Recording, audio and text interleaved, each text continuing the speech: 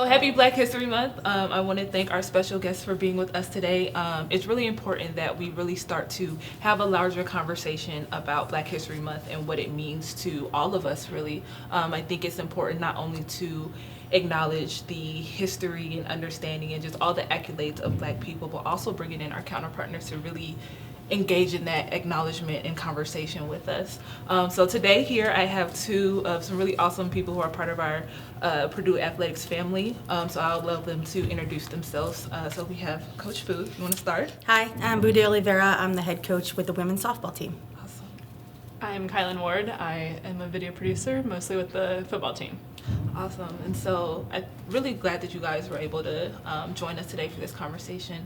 So really kind of get us started, I wanted to talk a little bit about what does Black History Month mean to you? You want to start with us? Sure, I can start. So I never growing up really thought anything or knew really anything outside of, Martin Luther King and the I Have a Dream speech. And so as I've been working in sports over the last 8 years, it's really come to the forefront of everything and just the conversations, working with the student athletes, like hearing their stories and, seeing what they've gone through and all that, like there's just so much more. And I think like for me personally, telling those stories is absolutely important for my job and for Purdue Athletics. Awesome. Yeah, I think the same for myself being, a white individual, making sure that our student athletes and just Black people in general understand that we really, as white people as well, acknowledge and respect and celebrate the contributions that Black people have made to American history. And I think broadening the scope, especially we're obviously celebrating Black people during Black History Month, but making sure that everyone on our team understands, like, hey, this is a month to really acknowledge and have a bigger scope and see the bigger picture and look through someone else's lens. Right. Perspective. I like that a lot. And so thinking about that perspective, could you talk to us a little bit about the representation in your sport specifically and how you have been intentional about recruiting Black athletes for softball? I think just softball as a sport in general is not a sport when you think of what is a predominantly African-American sport. It's not softball that comes up first for most people. And a lot of that is because of the lack of representation. There have not been a ton of African-American softball players that have gotten the media coverage that they deserve. So I remember, when I was a kid watching Natasha Watley, and she's amazing, UCLA, Olympics. But if you ask the current generation, they probably don't know who that is. Right. So making sure that they have role models, that they have especially female role models that are Black softball players to see. I know for our team, Coach Dorian Shaw, she's an All-American at Michigan. She's, our hitting coach, our recruiting coordinator, associate head coach. I think it's really important for our team to see her excel in the coaching ranks. Illinois' head coach, Tyra Perry, also, again, another strong Black female figure for them to see. And with recruiting, it has to be something that's intentional, especially in our sport, because just in general, you go to a softball field and maybe there's 6 fields on the wheel of fields. Right. And on those fields, you probably have less than 40%, and don't quote me on the percentage, but it's not very high at most softball tournaments of African Americans being present playing softball. So being really intentional with recruiting African Americans and minorities in general has been something that I think, especially since the BLM started, that really opened up my eyes and said, like, hey, like, we need to do our part to make sure our sport has this representation. Right. Thank you for that, Coach. And so there was something you said there about the representation and those stories not being able to shine, right? And so kind of, could you talk a little bit about how you have been successful in kind of telling those stories for our student athletes? Yeah, so a couple summers ago, I sat down with a few of the football players, and it was extremely eye-opening for me. But when all the riots and all that was going on, they wanted to share how they felt, and I thought, this is an important platform to give to them. And I personally just learned so much from them that you would have no idea, because you watch them out on the football field or the softball field, and you're like, oh, they're great athletes, and they're awesome. Like, they're at Purdue. Everything's great, but what you don't know is what they went through to get there. Right.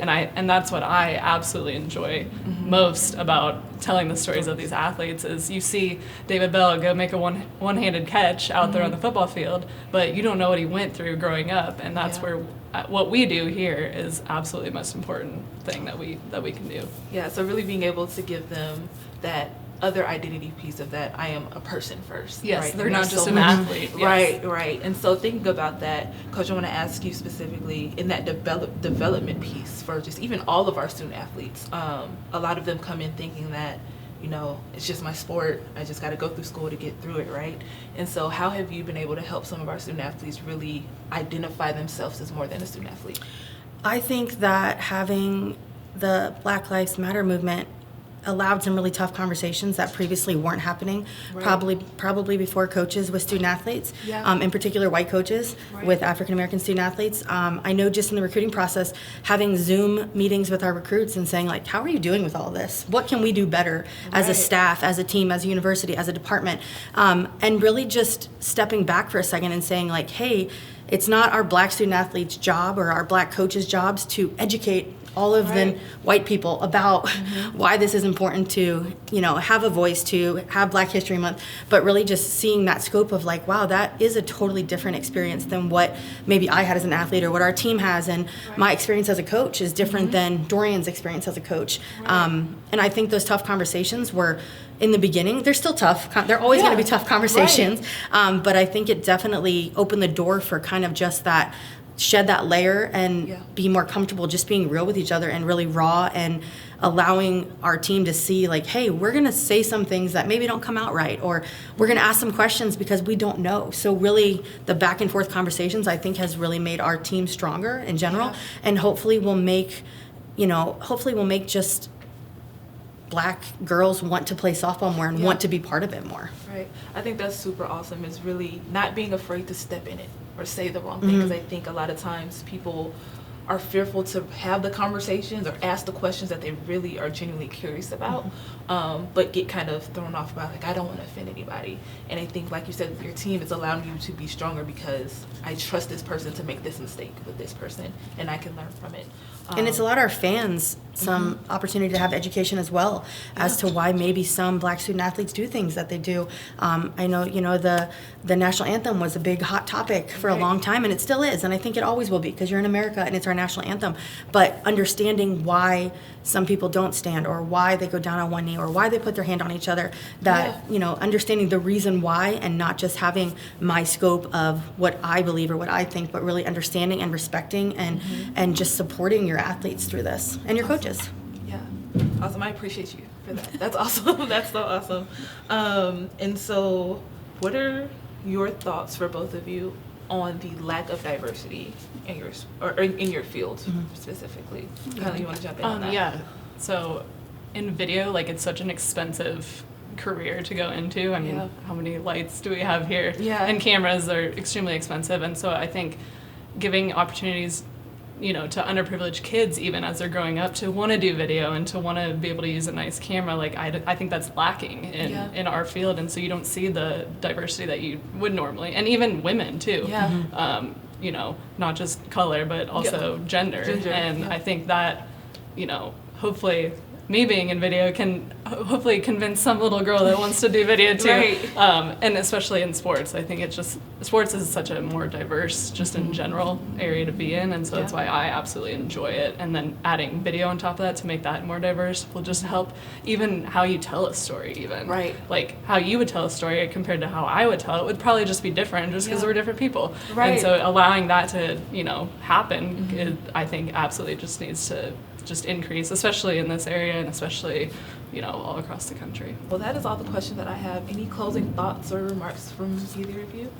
I just would say just empowering your student athletes to have that platform, empowering your coworkers to have that platform to talk. And I think in general, people get really nervous about what they say in large settings. And I'm not saying go say terrible things, but empowering your student athletes to come in and talk to you about their scope, or having those one-on-one meetings, so that you understand why things happen at practice or why things happen on the weekend. And I just think in general, all of us just need to be a little more empathetic and obviously more respectful and a little more humble in learning about things, especially as we're celebrating this Black History Month that, you know, I didn't know coming into this interview that it was only a week before, you know, that it was Negro History Week, and then the Civil Rights Movement made it become Black History Month. Like, that's huge. I'm a grown woman, and I didn't know that it was 1 week, you know, and how sad to only be 1 week. And I think, too, just we're in a high academic school, and not having some of our students, some of our athletes, some of our workers feel like they're accurately depicted or represented in history. Like, the history that we know as white people is so different than the history that Black people experienced. And I think we're never too old to learn and to continue to learn as we're going through life. Awesome. That's great. I appreciate that.